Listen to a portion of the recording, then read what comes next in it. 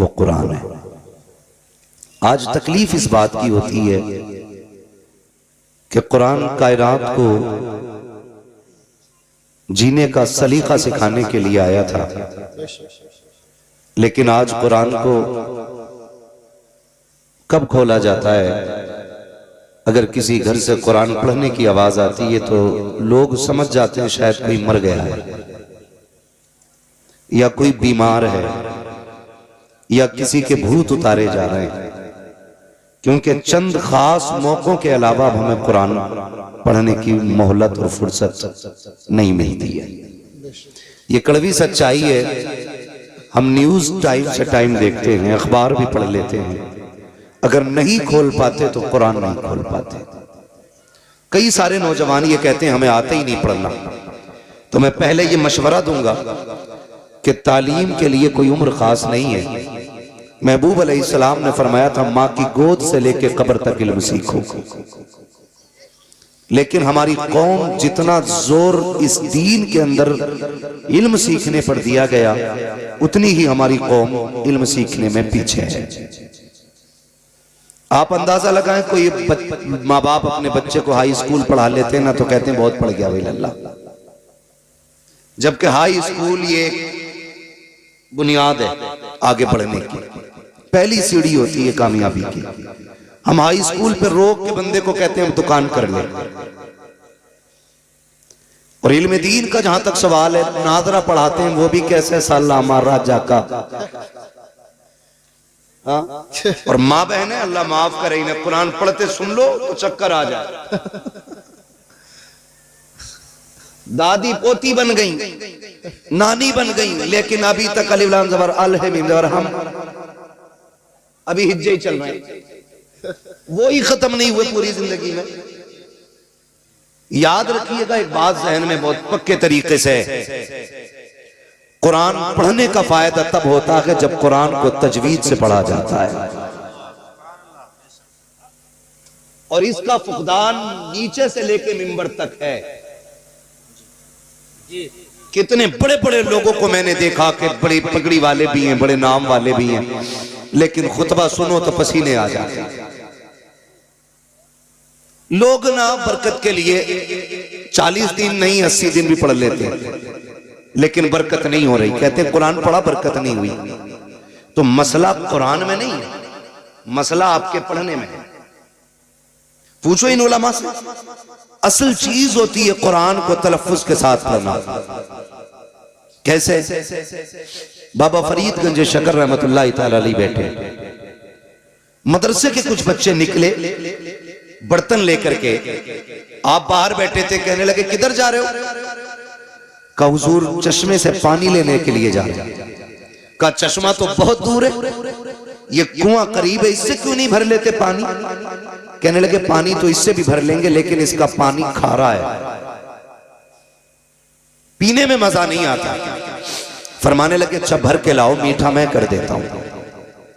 जब पानी भर के लाके रखा गया ना, आपने पढ़ा आवाज के साथ कुल वल्लाह शरीफ और दम कर दिया। बच्चे लेके गए, उस्ताद ने कहा इतनी जल्दी आ गए? कहने लगे जी। कहा पानी कहां से लाए? कहा कुएं से। कहा वो कुएं का पानी तो खारा है? कहने लगे नहीं, अब ये मीठा हो गया। कहा कैसे? कहा एक बाबा बैठा है, उसने पानी पे दम कर दिया, पानी मीठा हो गया। कहा पढ़ा क्या था? कहा उसने कुल वल्लाह शरीफ पढ़ के पानी पे दम किया, पानी मीठा हो गया। कहने लगे उस्ताद ये कौन सी बड़ी बात है, लाओ जरा सारे बर्तन भर लो। कुल हु अल्लाह तो हमें भी आती है ना, पूरी रात पढ़ के फूकते रहे, एक घड़ा तो क्या एक घूंट पानी मीठा ना हो सका। सुबह हो गई, फूकते फूकते तूक सूख गया। सुबह उठे दौड़े, कहने लगे बाबा बताओ तो सही, तुमने भी सूरह इखलास पढ़ी थी, मैंने भी सूरह इखलास पढ़ी थी, आपने एक बार पढ़ दिया, सारा पानी मीठा हो गया, मैंने सारी रात पढ़ा है, एक घूंट पानी नहीं हुआ। मीठा मुस्कुरा के कहने लगे नादान तुझे पता नहीं है, सिर्फ कुरान पढ़ने से पानी मीठा नहीं होता है, अगर पानी मीठा करना है तो जबान भी बाबा फरीद जैसी होनी चाहिए। नारे तकबीर, नारे रिसालत, अजमत कुरान, नारे तकबीर, नारे रिसालत। असल होता है जबान का दुरुस्त होना। समझ गए मेरी बात? असल क्या होता है, जबान का दुरुस्त होना। मसाइल बड़े हैं हजरत, लोग हज करने जाते हैं, लेकिन गया था तब भी दाढ़ी नहीं थी, आया अब भी नहीं रख रहा। गया था तब भी डंडी मार रहा था, आया अब और लंबी करके डंडी मार रहा। क्या मतलब? मतलब वहां की जियारत में नहीं है, मतलब इसके अपने अमल में। बहुत गौर से मेरी बात सुनिएगा, मतलब इसके अपने अमल के अंदर है। कहा क्यों? मैंने कहा जरा सोच तो सही, अगर मदीने जाके भी तुझे हुजूर से इश्क ना हुआ तो बता किस शहर से इश्क की दवा लाएगा। अगर काबे के साए में खड़े होकर भी तुझे रोना नहीं आया तो बता कहां जाके अपने गुनाहों पे आंसू बहाएगा।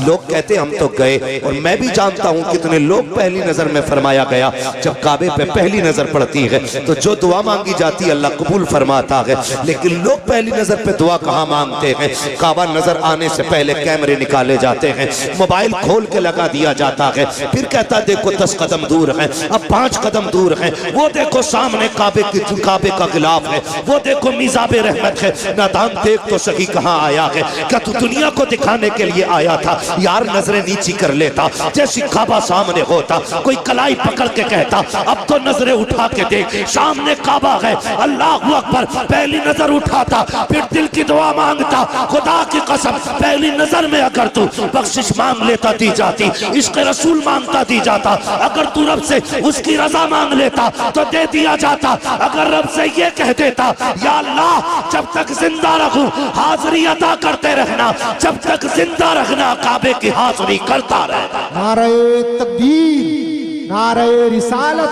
खतीबे हिंदुस्तान, नारे तकबीर, नारे रिसालत। लेकिन नियत ही अच्छी नहीं है। हम तो फातिहा भी करवा रहे हैं हाफिज जी से, तो इस्मारा करवा रहे हैं कि लोग ये ना कहें बिना फातिहा का खाना था। बरकत का मसला ही नहीं। झगड़ा कब होता है चच्चा बताऊं? झगड़ा तब होता है जब इमाम साहब फातिहा पढ़ के चले जाए, इनसे कोई खाना भी ना कहे और खाना पड़ जाए बारात का कम, तो कहते हैं दिल से ना मांगी दुआ इमाम साहब। यही होता है ना। अरे मौलाना ने दुआ सही से नहीं की, हमने तो खाना खत्म होगा ना तो लोग पूछे फातिहा ना कराई थी। अच्छा ये पहला सवाल होता, फातिहा नहीं कराई थी? ये कोई नहीं पूछता बता खाना खड़े करके खिलाया था कि बैठा के खिलाया था? ये कोई क्यों नहीं पूछता खाना सुन्नत के मुताबिक खिलाया था या शैतान के तरीके पे खिलाया था? क्योंकि जिम्मेदार मौलवी को ठहराना। और आप बड़े अच्छे लोग हैं यहाँ तो माशाल्लाह, इमामों की इज्जत भी होती है, मैं जानता हूँ, बड़े कदर वाले लोग हैं, अल्लाह सलामत रखे। और जो उलमा की इज्जत करते हैं ना, अल्लाह उनकी नस्लों में ही आलिम पैदा फरमाता है। ये याद रखिएगा, जो उलमा की इज्जत करते हैं उन्हीं की नस्लों में अल्लाह उलमा भी पैदा फरमाता है। तो होता क्या, हम लोग नियत की तरफ नहीं देखते, हमारी नियत किधर थी? हमने तो कह दिया फातिहा नहीं पढ़वाई थी, तो ये मसला होता। आपके बस्ती में मदरसा चल रहा है, खुद जरा दिल पे हाथ रख के ये फैसले करें, बात सच्ची है तो फिर ठीक है, फिर अमल भी करने की कोशिश करनी है। हम जरा ये सोचें कि हम जो मदरसा चला रहे हैं, जो हम खाना वाना खिलाते हैं, तो पहले मदरसे के बच्चों को खिलाया जाता है या पहले खास मेहमानों को बुला के खिलाया जाता है? इस बात पे गौर करें। और अगर दावत की मैं बात करूं ना मौलाना, तो मौलवी के और पढ़ने वालों के लिए मैयत से पहले दावत ही नहीं होती। जब तीजे की देगे बनती है ना तो हाफिज जी से कहियो बच्चे आ जाएंगे खाने, 40वें की बनती है तो हाफिज जी से कहियो। कई जगह तो बेचारे को मौलवी को मैयत के अलावा कपड़े भी नहीं देते लोग। ये इज्जत है हमारे समाज में उलमा की, ये इज्जत है हमारे समाज में इल्म वालों की। तीजे 40वें से पहले खाना नहीं, मैयत से पहले कपड़े नहीं। अल्लाह तौफीक दे, घर में तेरे वलीमा हो, पहली कुर्सी पे जो कोई बैठे ना तो कह पहले हुजूर के दीन का वारिस बैठे, पहले उसको बैठाइए और उससे कहिए बिस्मिल्लाह पढ़ के खाने का आगाज आप करें, पहले उसे खिलाओ, फिर देखो अल्लाह खाने में कितनी बरकत आता है। वाह वाह वाह। हम ये तो चाहते हैं कि हम मुअज़्ज़ज़ बने, हम ये तो चाहते हैं हमारी इज्जत हो, लेकिन हम ये क्यों नहीं चाहते हैं कि हम भी आलिम बने? मुझे सबसे बड़ी खुशी इस बात की हुई कि आज जो बच्चा फारिग हो रहा है ना वो आपकी बस्ती का है। वरना अक्सर गांव में मदरसा चलाते हैं, गांव वाले फारिग होते हैं बाहर के, चिड़ नहीं है इस बात से, अच्छी बात है, दूर दूर के आके इल्म सीखे। लेकिन बड़ी बात यह है कि चिराग के नीचे अंधेरा नहीं रहना चाहिए। ये असल बात है कि चिराग के नीचे अंधेरा नहीं रहना चाहिए, जबकि चिराग ही के नीचे सबसे ज्यादा अंधेरा रहता है। अल्लाह आपको सलामत रखे। पढ़ाइए अपने बच्चों को, दीन सिखाइए। आप अंदाजा नहीं लगाते, कभी सोचा करें कुरान कितना अहम था हमारे लिए, कितना जरूरी था हमारे लिए।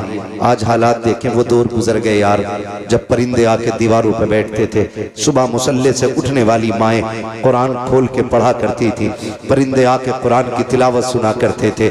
जब वो चहकते थे तो माएँ उठ के उनको दाने डाला करती थी। वो तिलावत सुन के भी जाते थे, दुआएं दे के भी जाया करते थे। हमारे घरों में बरकतें होती थी। तब लोग 100-150 नहीं, 10-20 नहीं, 2.5 रुपए कमाने वाले लोग इज्जत और शान से जिया करते थे। आज तक 10 लाख रुपए महीने कमा करके घरों में सुकून नहीं है, जिंदगियों में करार नहीं है। उसकी वजह यह है कि हमारे घरों के अंदर से बरकतें जा चुकी हैं, हमारे घरों के अंदर से बरकतें रूठ गई हैं। काश हमने कुरान की तिलावत को खास कर लिया होता, हर घर के अंदर कुरान की तिलावत हुआ होती। फजर के बाद रोज कुरान खुला करता, फजर के बाद रोज औरतें कुरान पढ़ा करती। लेकिन कहां से पढ़ेंगी औरतें कुरान? हम जब बीवी तलाश करके लाते हैं, पहले ये पूछा जाता है एमए पास है कि नहीं, बीए पास है कि नहीं। यार ये तो पूछा करते हो, ये क्यों नहीं पूछते हो इस बच्ची को कुरान आता है कि नहीं, इसे दीन की वाकफियत है कि नहीं। जब ये घर से चली थी तो इसके जहेज में तो कुरान देखा गया था, लेकिन कभी मुसल्ले पे कुरान नहीं देखा गया। इसके जहेज में तो कुरान था, लेकिन आज तक इसके आगे कुरान रखा हुआ नहीं देखा गया। वजह क्या है? इसके बाप ने जहेज का एहतमाम तो किया, लेकिन बेटी को कुरान नहीं पढ़ाया। और तुम भी खाली डिग्रियां देख के ले आए। जाओ कुरान की कारिया लेकर के आओ, दीन सीखने वाली बेटी लेकर के आओ। खुदा की कसम कदम उसके आएंगे, करम खुदा का आना शुरू हो जाए। वाह वाह वाह, जिंदाबाद, बहुत खूब, बहुत लाया करो। और नौजवान रिश्ते कर रहा ना, कह रहा अम्मा देख के ये जरा मुंह ढंग से देख लिए, ढंग से देख लिया, वो भी सही कह रहा। वो तमाशा हो रहा है रिश्तों में भाई साहब, 5 मिनट में शक्ल बदल देते। वो कमाल है पेंटरों का, पता ही नहीं चलता है कि नहीं। और अब तो अल्लाह माफ करे, ये मुसलमानों में भी रिवाज आ गया ब्यूटी पार्लर का। इरफान साहब, ब्यूटी पार्लर का रिवाज है। 3-3, 6-6 घंटे ब्यूटी पार्लर में मेकअप के बाद दुल्हन आती है। हालात देख रहे हैं, मेरी बात समझने की कोशिश करें। मैं कोई नारे लगवाने नहीं आया, मैं बस सिर्फ कुछ बातें कहने आया हूं अपने लोगों से।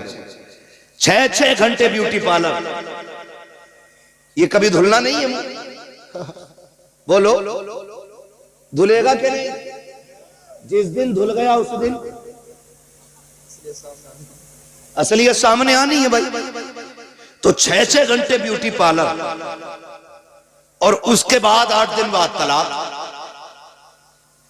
लड़का कह रहा जो देखी थी वो है ही नहीं, फोटो किसी और का था। इससे समाज बर्बाद हो रहा है, इससे हमारी सोसाइटी तबाह होती जा रही है। हालात इतने बिगड़ चुके हैं। अच्छा खुद बताइए, हम दूल्हा पीछे रहता, कैमरे वाला आगे नहीं रहता? बोलो, जो जितना ज्यादा नाक वाला ना, इतना ही बड़ा कैमरा लगवा रहा। एक जगह गए, निकाह का मसला था तो वकील बना दिया गया, इजाजत लेने गए, हमसे पहले कैमरे वाला घुसा पड़ा था। मौलवी से पहले कैमरे वाला। यार हम मुसलमान हैं। कौन है हम? कौन है हम? मुसलमान।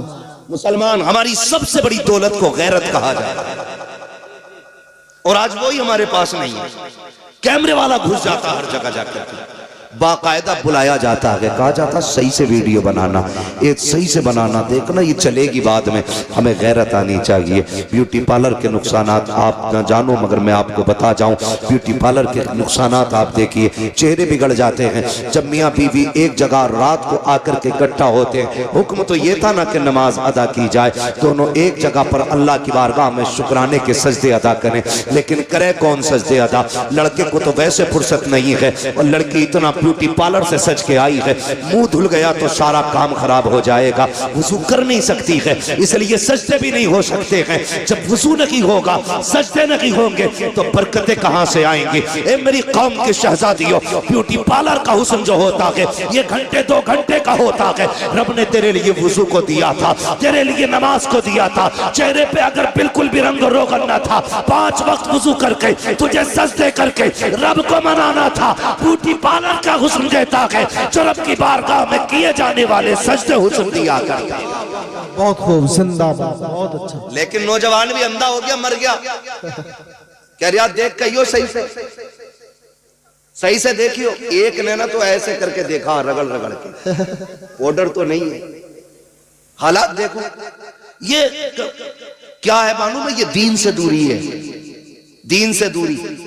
बेशक ये कड़वी सच्चाई है, ये हमारी दीन से दूरी है।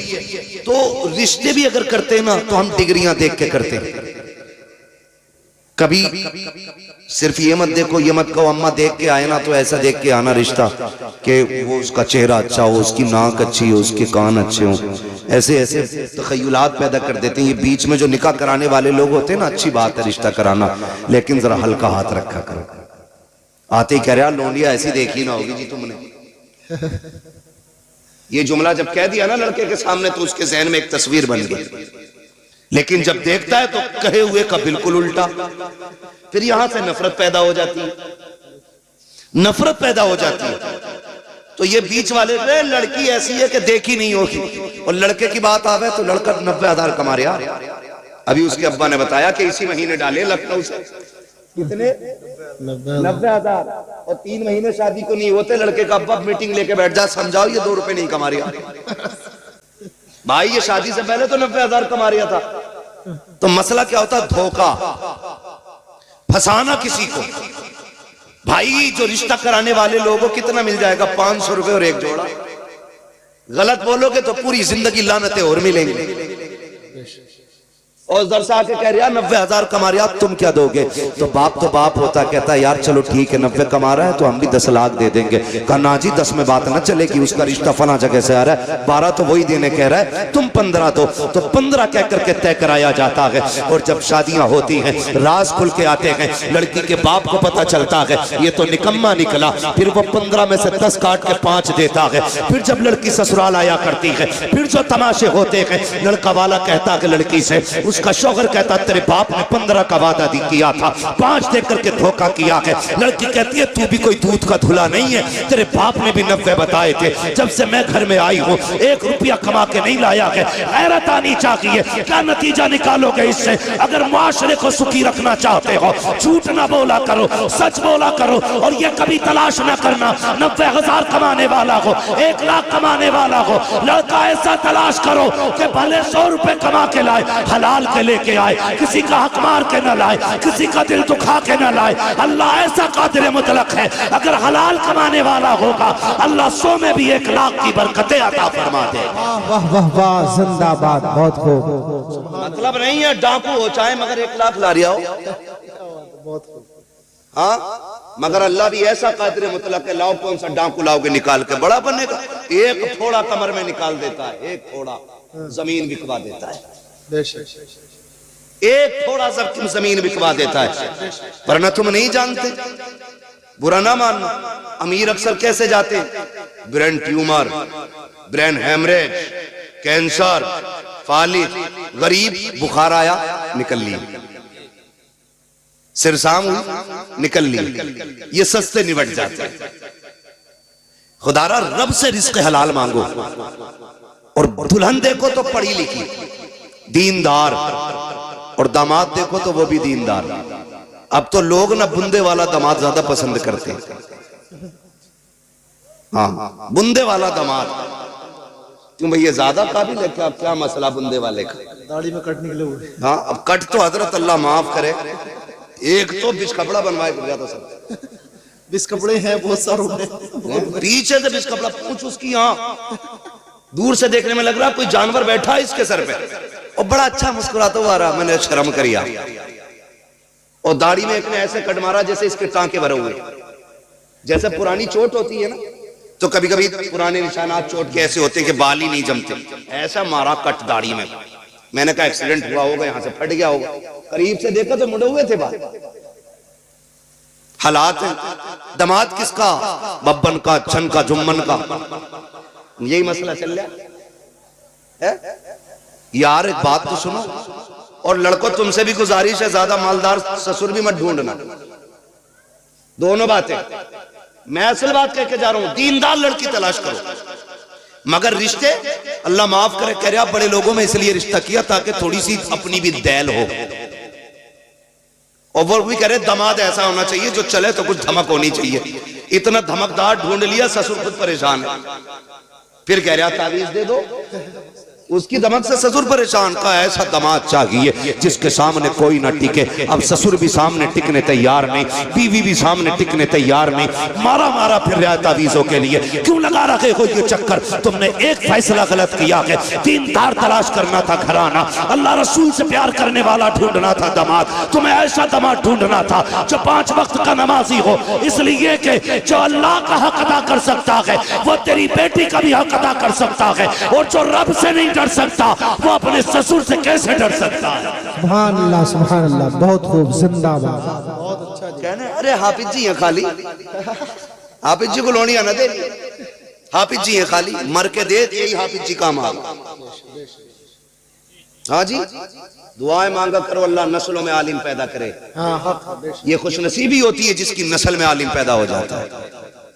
वरना जिन घरानों में आलिम नहीं होते ना, तो हालात देखते हो, सर में दर्द हो तो पानी मौलाना से पढ़वा के लाओ, बुखार हो तो पानी इमाम साहब से पढ़वा के लाओ, और दम निकलने लगे अल्लाह सबकी रूह निकालने के मामलात आसान फरमाए। इतना मुश्किल होता वहाँ मुनाजिर साहब, इतना मुश्किल होता है कि जब रूह निकलना शुरू होती है ना तो टखनों में अटकती है, घुटनों में अटकती है, कमर में जाकर रुक जाती है, फिर सीने पे आके जब रूह अटकती है तो बड़ा मुश्किल मंजिल होता है। मुश्किल मंजर होता है जब रूह सीने में आके अटक जाती है। जब गले पे जाके रूह का काम रुकता है ना, खुदा की कसम मैंने लोगों को जमीन से तड़प में उठते हुए देखा है, तड़पते हुए देखा। फिर कहते हैं लाओ कोई गिलास उठाओ, मौलाना से पानी पढ़वाओ। बच्चा गली गली घूम रहा है लेकिन कोई पढ़ने वाला नहीं मिल रहा है। कोई मिल भी गया का जल्दी पढ़ दो, अब्बा का इंतकाल होने वाला है, रूह नहीं निकल रही है। पानी पढ़ दिया गया, बच्चा लेकर के आ गया लेकिन पानी हलक के अंदर गया ना गया। बड़ा मुश्किल मंजिल होता है। क्या कि अच्छा हो कि तेरा बेटा अगर कुरान का कारी हो, आलिम दीन हो, रूह निकलने का काम शुरू हो, इधर ये कुरान पढ़ना शुरू कर दे। खुदा की कसम जहां जहां रुकने का मंजर रूह का आएगा, जो मकाम रूह के ठहरने के हैं, जब उन पे पहुंचेगी और तेरा बेटा यासीन की तिलावत करता होगा, फरिश्ते कानों के अंदर मुबारकबादियां देते होंगे, रूह कैसे निकल जाएगी पता भी नहीं चलेगा। इधर कुरान की तिलावत होती रहेगी, उधर जन्नत का सफर आसान हो जाए। नाराए तकबीर, नाराए रिसालत, जश्ने दस्तार बंदी, नाराए तकबीर, नाराए रिसालत। कुरान के आदी बने, पढ़ेंगे इंशाअल्लाह कुरान, सारे बोले इंशाअल्लाह। और जिन्हें पढ़ना नहीं आता वो कुरान देखने की आदत डाले। हर घर में कुरान होगा कि नहीं? होगा कि नहीं? हर घर में, हर घर में कुरान। और कुरान का मामला तो ये कि बंदे 5 है तो मोबाइल 8 है। बंदे 5 है, कुरान 2 ही रखे और वो भी नहीं खुलते कभी। और मोबाइल 2 मिनट कोई भी अपना मैं हूं आपको छोड़ के दिखा दे, मिलेगा ही नहीं फ्री। जिसके हाथ लग जाएगा वही चलाना शुरू कर देगा। लेकिन कुरान 2 रखे, कोई खोलने वाला नहीं। जहेज में कुरान आ जाए तो सास कहती है कुरान तो कई रखे, इसे मस्जिद में पहुंचा दो। फ्रिज को संभाल के रखेगी, टीवी को संभाल के रखेगी, गाड़ी को साफ कराएगी, सारी चीजों पे सफाई कराएगी। कुरान की बारी आ गई मस्जिद में पहुंचा दो, 2 ही उन्हीं कोई ना खोलता। ये गैरत की बात है। जब कुरान घर में रखने की जगह ना हो, समझ लेना कयामत आने वाली है। ये है हमारा कुरान से प्यार, ये है हमारी कुरान से मोहब्बत कि हमारे घर के अंदर कुरान के लिए जगह नहीं रही। क्या कुरान कहता नहीं होगा मालिक ये मुझे खोलते तक नहीं है, ये मुझे पढ़ते तक नहीं है? कुरान सिर्फ तीजे 40 तक के लिए था। कुरान तो शऊर जिंदगी देने के लिए आया था। कुरान से इश्क करो, यहाँ भी सिला देगा वहाँ भी सिला देगा।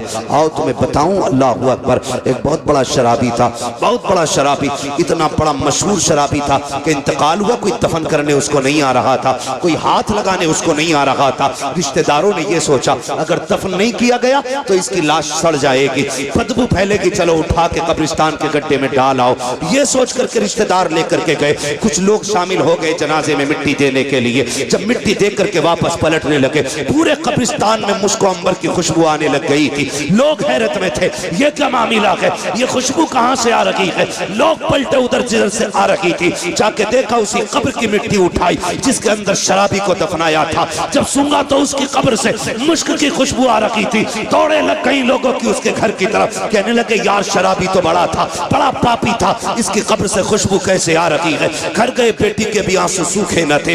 जाके पूछा बता तो सही बेटी तेरे बाप ने कौन सी नेकी की थी। बच्ची ने आंसू साफ किए, कहा मजाक कर रहे हो, कहा मजाक तो नहीं है, बता तो सही तेरे बाप की नेकी क्या थी। कहा हुआ क्या है, कहा आज जब दफना के लौट रहे थे उसकी कब्र से मुश्क की खुशबू आ रही थी। कहा मेरा बाप शराबी था, मेरा बाप गुनाहगार था। कहा बेटी हम भी जानते हैं, लेकिन ये बता नेकी क्या की थी। उसने कहा नेकी तो कोई याद नहीं है, लेकिन इतना मुझे याद आ रहा है जब कभी नशा उतरा करता था तो मेरा बाप गुस्ल करता था, वुजू करके गुस्ल करके खुशबू लगा के आता था, और ये जो सामने कुरान रखा है वो इसको उठा के गोद में लेके बैठ जाता था। मेरे बाप को कुरान पढ़ना नहीं आता था, लेकिन जब कुरान खोलता था तो रोना शुरू कर देता था। कहता था मेरे मालिक मुझे तेरा कुरान पढ़ना नहीं आता, मैं वो बदनसीब बंदा हूँ जिसे कुरान की तिलावत नहीं आती। का ये कहता रहता, रोता रहता, और कभी कभी तो इतना बेकरार हो जाता कि उंगलियां रखता आयतों पे और कहता मालिक ये मैं नहीं जानता ये क्या लिखा है,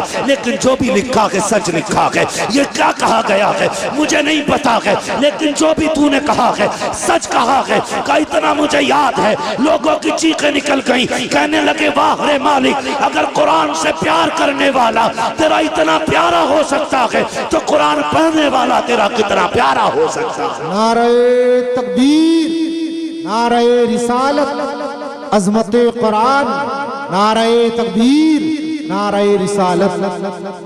भाई कम से कम अगर कुरान पढ़ना नहीं आता तो कुरान को देख के चूम लिया करो, चूम लिया करो, उसकी जियारत किया करो, उसे सीने से लगाया करो। तुम कुरान को अपना दोस्त बना लो, कब्र और हश्र में कुरान तुम्हें अपना दोस्त बनाएगा। सारी जन्नत में जाना चाहते हैं ना, मैं हाथ नहीं उठवाऊंगा क्योंकि हर मोमिन की ख्वाहिश जन्नत है। और मेरे हुजूर ने फरमाया था जब भी हाथ उठा करें तो अल्लाह से जन्नत मांग लिया करो, ये जन्नत मांग लिया करो। तो हर बंदे की ख्वाहिश जन्नत में जाना है। सबसे सच्चे साथी को कुरान कहा जाता है, और यही हम नहीं पढ़ते है। जिसे देखो चौराहे पे इतनी लंबी जीभ निकाल के बातें करता। और कई बार तो कई जगह ऐसा हुआ, एक जगह जाना हुआ, पता चला हो कि मुक्तदी तो इमाम साहब के फोटो खींच ले करे सजदे में, कि देखो जी पैर हिल गया था तुम्हारा, कम थोड़ा ही है फोटो खींच के अंदर दिखा रहे तो कोई यकीन ना तो तुम्हें देखो, अरे यार तू सजदा कर रहा था कि फोटो खींच रहा था। अपने अपने अमल के बारे में सोचे, अपने अमल के बारे में हर बंदा ये सोचे यार मेरे अमल बेहतर होने चाहिए। हर शख्स की ये ख्वाहिश होनी चाहिए मेरा अमल बेहतर होना चाहिए। कोशिश ये किया करो कयामत के दिन मैं बख्शा जाऊं, मेरा काम बन जाए। लेकिन मसला ये नहीं है, हमने जो जिंदगी समझी है ना, हम तो ये सोचते हैं जिसके पास गाड़ी है बंगला है वही कामयाब है। नहीं, जिसके सीने में कुरान की मोहब्बत है वो बड़ा कामयाब है, बड़ा कामयाब है। फरमाया गया जब हाफिज कुरान का जनाजा उठता है ना, अल्लाह हुक्म देता कब्र को, खबरदार मेरे कुरान का हाफिज आ रहा है, एक बाल को भी हाथ ना लगा देना। जमीन वादा करती है मालिक मुझे तेरी इज्जत की कसम, जैसा मेरे सीने में आएगा वैसे ही कयामत के दिन पेश कर दूंगी। ये इज्जतें किसे मिल रही हैं? कुरान वालों। लेकिन कुरान भी आसानी से नहीं आता, बड़ी मेहनत होती है कुरान पढ़ने पढ़ाने की। हम लोग तो ये सोचते हैं ना 100 रुपए दे दिए और काम हो गया हाफिज जी। ये मदरसा चलाने वालों से पूछो कितनी मेहनत से मदरसा चलता है। खुदा की कसम मदरसे के मुतवल्ली को, सेक्रेटरी को अपने बच्चों की इतनी फिक्र नहीं होती है जितनी मदरसे की फिक्र होती है। ये यकीन कर लीजिएगा आप मेरी बात का। इतनी फिक्र नहीं होती अपने बच्चों की जितनी मदरसों के बच्चों की फिक्र होती है। तनख्वाह की फिक्र होती है, महीने के खर्च की फिक्र होती है, लेकिन कुछ लोगों को यही फिक्र रहती है इसे फंसाना कैसे। हाँ, ये भी एक फिक्र रहती है इन्हें फंसाया कैसे जाए, ये सबसे बड़ी फिक्र लगी रहती है। और हिसाब लगा रहे, हाँ निशान मार के कहेगा कैसा प्लास्टर कराया ये, कैसा प्लास्टर कराया है, छुट गया, सस्ता वाला करा दिया होगा। मगर हालात हमारे क्या, हमारे घर की एक लाइट फ्यूज हो जाए ना तो 1 घंटे के अंदर मिस्त्री आएगा और ठीक करके जाएगा। मस्जिद मदरसों की लाइटें बंद हुए महीने बीत जाते हैं, कोई देखने नहीं आता। ये कड़वी सच्चाई है, महीने बीत जाते हैं कोई देखने नहीं आता। मैं तो सलाम करूंगा उस बाप को जिसने बेटे को कुरान का कारी बनाया है। वो माए मुकद्दर वाली है जिन माओं ने अपने बेटों को हाफिज बनाया। वो बहन नसीबों वाली है जिसने ऐसे भाई को रोटी खिलाई कि जिसने कुरान की दौलत अपने सीने में उतारी है। और ये देखना, ये सारे लोग इसके बदले में इंशाअल्लाह जन्नत में जाएंगे। इतनी बड़ी दौलत है, वरना औलाद किसे प्यारी नहीं होती है बताओ। हर माँ बाप को औलाद जो अपने माँ बाप के प्यारे वही बोले औलाद। अब तो सारे प्यारे बन गए, जब तक मतलब की नहीं आए बंदा बोलना ही नहीं चाहता। सारी औलाद माँ बाप की प्यारी होती है। और जब लड़की पैदा होती है तो भले ही मुंह उतर जाए, लड़का पैदा हो जाए माने अमीन साहब तो लड्डू इससे मोटा इससे पतला नहीं बटता, यही है ना। और खुशी भी होती है, लड्डू बटते भी हैं और बटने भी चाहिए, क्योंकि जिससे नस्ल चलती है वो भी कोई आम चीज नहीं है। नस्ल भी अल्लाह नसीबों से चला। मैं बेटों की मुखालफत नहीं कर रहा हूं, लेकिन कुछ बताना चाह रहा हूं आपको। बेटा पैदा हो, विलादत से 1-2 दिन पहले या 1 घंटा पहले ही बुकिंग हो जाती है। भाई 10 किलो लड्डू बनने, कितने बोलो यार, बोलो, सो मत। 10 किलो बनने, और इत्तेफाक से हॉस्पिटल से खबर आ जाए कि बेटी आई है, 5 मिनट हजरत फोन स्विच ऑफ करके लेट जा। लड्डू वाला फोन कर रहा है, ये कब जाएंगे? बोले तू ही खा ले। अरे बनवाए क्यों थे? कह रहा हमने तो सोचा लड़का पैदा होगा, डॉक्टर भी कह रहा था, लेकिन लड़की आई है। तो बोले क्या हो गया? तो बोले अब तो पानी ना उतर रहा, हालत से लड्डू की बात कर। क्या बात, ये मुसीबत आने लगती है लोगों के चेहरे पे, और ये खुद लाई हुई मुसीबत है। अल्लाह की तरफ से तो बेटियों के साथ रहमत आया करती है। तो बेटा पैदा होता, लड्डू बटते क्यों? इसलिए कि बेटा बाप के बुढ़ापे का सहारा होता है। आ गई इतनी बात समझ में? बेटा बाप के बुढ़ापे का सहारा होता है। सारे बोले सहारा होता है, बेशक। जाना खाली बैठ के नहीं कहना है यहाँ पे। मुझे आज सिर्फ जो है तालीम पे बात करनी है, मदरसे पे बात करनी है, वरना मैं उधर जाता तो इंशाअल्लाह एक पूरा पेंट करके जाता आपको। बेटा बाप के बुढ़ापे का सहारा होता है, और होना भी चाहिए। भाई कोई बंदा एक पेड़ लगाता है तो फिर उम्मीद होती है कि इस पे फल आएंगे। वो कहा था किसी ने, पेड़ उम्मीदों का ये सोच के काटा ना गया, फल ना आ पाएंगे इस पे तो हवा ही देगा। अगर दरख्त फल भी ना दे साया तो फिर भी देता है ना। तो ये सोच के दरख्त रखाए जाते हैं कि ये साया देगा। अगर बाप ये सोच के बेटे को पालता है कि बुढ़ापे का सहारा बनेगा, तो क्या गलत सोचता है। हर शख्स अपनी बुनियाद पर डाली हुई चीज से उम्मीद रखता है। छत इसलिए डाली जाती है कि इसके नीचे बैठने का मौका मिलेगा। दरख्त इसलिए लगाए जाते हैं कि फल खाने का मौका मिलेगा। बेटे को देख के इसलिए खुशी मनाई जाती है कि बुढ़ापे का सहारा बनेगा। यार जब बेटे ने दहलीज पे कदम रखा, खुशियां की खुशियां थी, होश संभलने लगा। बाप ने क्या कहा?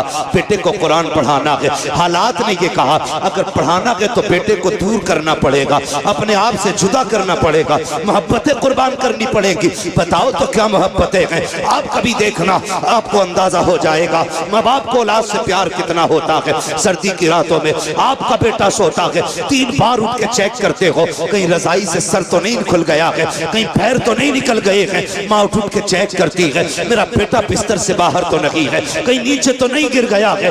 इतना प्यार माँ बाप औलाद से करते हैं, लेकिन जब कुरान की बारी आती है, वो बेटा जो बुढ़ापे का सहारा होता है, वो बेटा जो माँ बाप की आंखों का करार होता है, वो बेटा जो घर वालों का सुकून होता है, उसको घर में नहीं रखा जाता, फिर उसे मदरसे वालों के हवाले कर दिया जाता है। अब क्या करना है, कहा जो चाहो वो करो, लेकिन हमें कुरान की दौलत चाहिए। किधर तुमने बेटा दे दिया, अब वहां कोई देखने वाला नहीं है, वहां कोई सीने से लगाने वाला नहीं है। आपके बेटे को रातें भी तन्हाई में काटनी पड़ेगी, दिन भी मुश्किल में काटना पड़ेगा, लेकिन बताओ तो सही, ये सऊबतें किसके लिए थी? तो कहना पड़ेगा कुरान के लिए। ये मोहब्बतें किसके लिए थी? कहना पड़ेगा कुरान के लिए। ये कुर्बानियां किसके लिए है? कुरान के लिए। यूं ही कोई कुरान का कारी नहीं बन जाता। एक माँ ने बेटे की जुदाई बर्दाश्त की है, तब कुरान की दौलत सीने में आई है। बाप ने बेटे को जिगर से दूर किया है, तब कुरान की दौलत सीने में आई है। बहन ने भाई को रुखसत किया है, तब कुरान सीने में आया है। और खुदा की कसम, जाओ मदरसों को जाकर के देखो,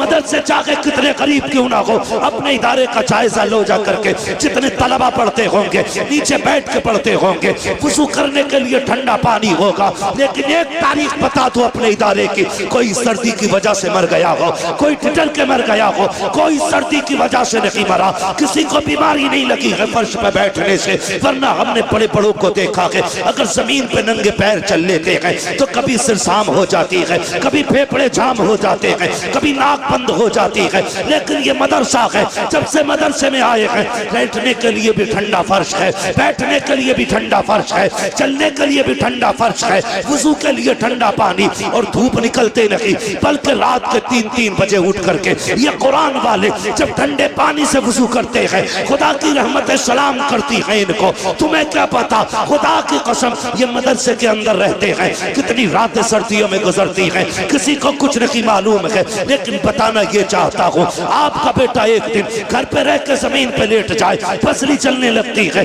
नाक बंद हो जाती है, ये रोज जमीन पे बैठते हैं, लेकिन कभी बीमार नहीं होते हैं। वजह क्या है? वजह सिर्फ इतनी है, जब बच्चे घर पे रहते हैं, माँ बाप देखभाल करते हैं, जब मदरसे में आते हैं तो रसूल पाक देखभाल करते हैं। नारे तकबीर, नारे रिसालत, मुफ्ती हम्माद साहिब किबला, नारे तकबीर, नारे रिसालत जिंदाबाद। ओ भाई, हुजूर का करम है मदरसे वालों, और सरकार का हर उस शख्स पे करम है जो भी मदरसे वालों से प्यार करता है। हर उस शख्स पे करम है जो मदरसे वालों से प्यार करता है। जानते हैं हम कितने बड़े गुनाहगार हैं। मैं हाथ नहीं उठवाऊंगा कितने 5 टाइम के नमाजी हैं, कितनों ने मोबाइल में कब कब क्या देखा। मैं सिर्फ इतना कहूंगा, अपने गिरबान में हम भी झांके, आप भी जाके, हम कितने गुनाह करते हैं, फिर अजाब क्यों नहीं आया? जानते हो, अल्लाह किसी बस्ती से जब गजब फरमाता है ना, नाराज होता है, हुक्म देता है फरिश्तों को, जाओ इस बस्ती में जाके पत्थरों की बारिश कर दो। लेकिन फरिश्ते जब आते हैं ना, तो उन अचानक आवाज आती है, ठहर जाओ, वापस आ जाओ। फरिश्ते वापस हो जाते हैं। जब फरिश्ते वापस होते तो अल्लाह से जाके कहते, मालिक तू नहीं भेजा था, तूने बुला लिया, बता क्यों भेजा था, क्यों बुलाया? कहा मुझे गजब था उनके गुनाहों की वजह से। कहा फिर वापस क्यों बुलाया? कहा रात के 3 बजे मेरे बंदों में से एक 10 साल के बच्चे ने कुरान खोल लिया, उसने बिस्मिल्लाह पढ़ी है, मेरी रहमत जोश में आ गई है, मैंने सारी बस्ती वालों के गुनाह उसके कुरान की वजह से माफ फरमा दिए। एक बंदा कुरान पढ़े तो इतनी अल्लाह बरकतें अता करता है, और जिस बस्ती में सैकड़ों बैठ करके रोज कुरान खोलते हो, है कोई अंदाजा?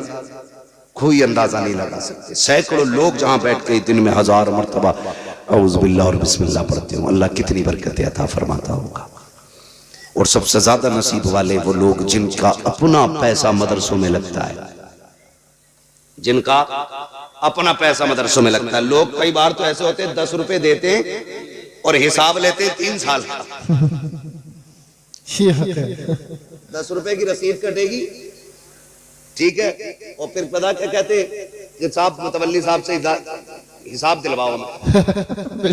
वो कहते हैं ना, जिसे मारना नहीं होता वो बल्ली उठाता। कहता मैं तो अकेला चला दूंगा, खाली हिसाब दिलवा दो। अबे चाओ उल्लू के पट्टे, तुझसे घर नहीं चल रहा, मदरसा चलाएगा? मदरसा तेरे जैसे अमीर नहीं चलाते, मदरसा मदीने वाले रसूल चलाया करते। कैसे? मसलके आला हजरत मुफ्ती हम्माद साई किबला ख्वाजा का हिंदुस्तान का चलिए कोई बात नहीं, नाराज माशाल्लाह, अल्लाह सलामत रखे। कोई बात नहीं बच्चे, जिसे कोई इज्जत ना दिया करे उसे आप सब इज्जत दिया करें। ये नहीं, कुछ नहीं होना चाहिए, सारे ही अल्लाह के बंदे। अगर इसका दिमाग थोड़ा लूज है तो इसका मतलब ये नहीं है कि तुम जिब्रील हो गए हो।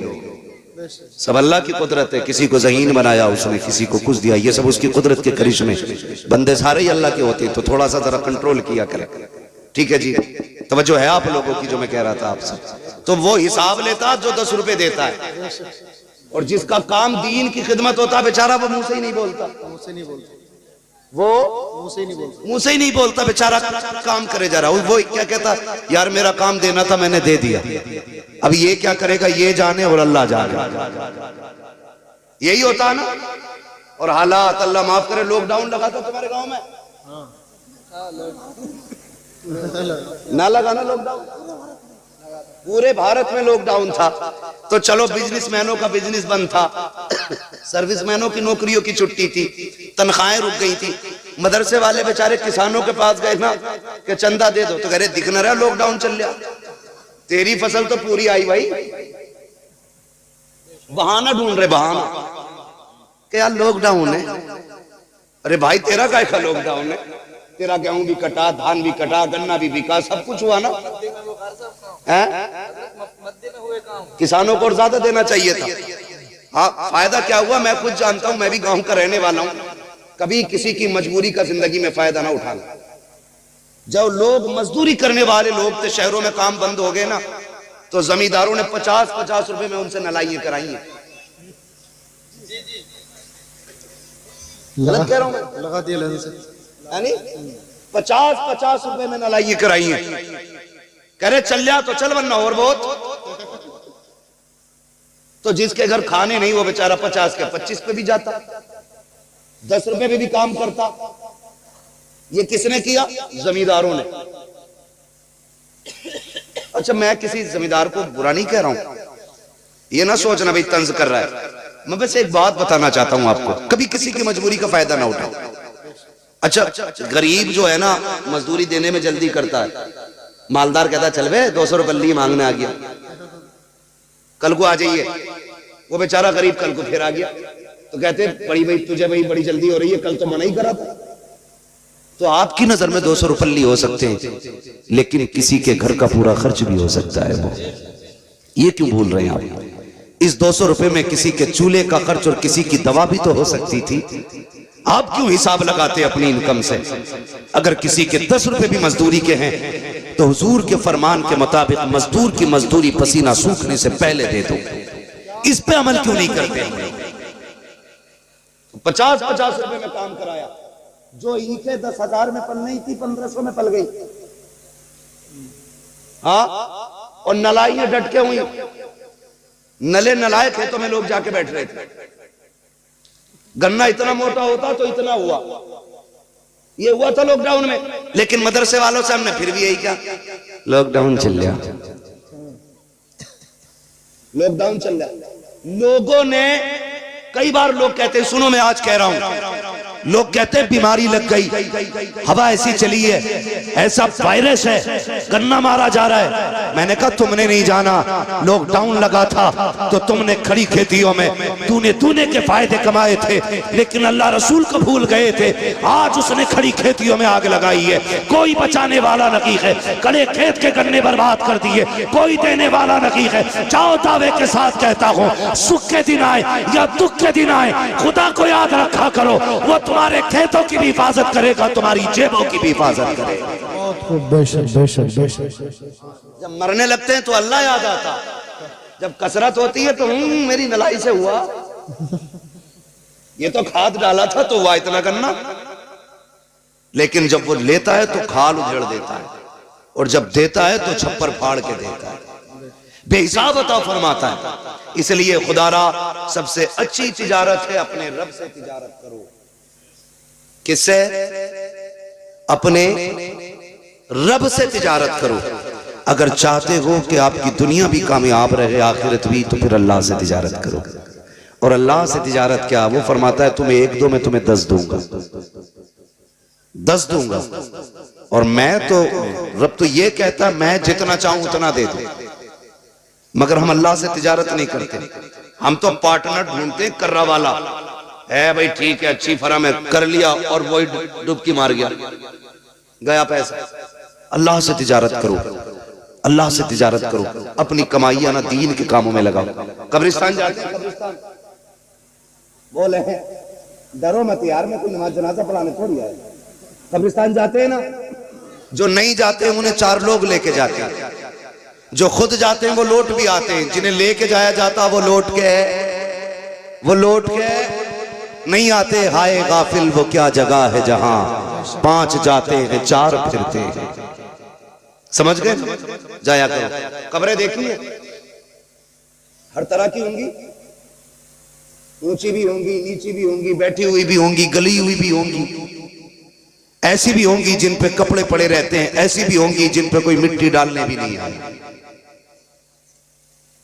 कोई गारंटी है हमारे मरने के बाद ये जितनी हमारी नस्लें हैं ये कब्र पे ही बैठी रहेंगी? सोचो जरा, सोचो, गारंटी है कोई? जब हम ही नहीं जाते अपने परदादा की कब्र पे तो हमारी औलाद चली जाएगी।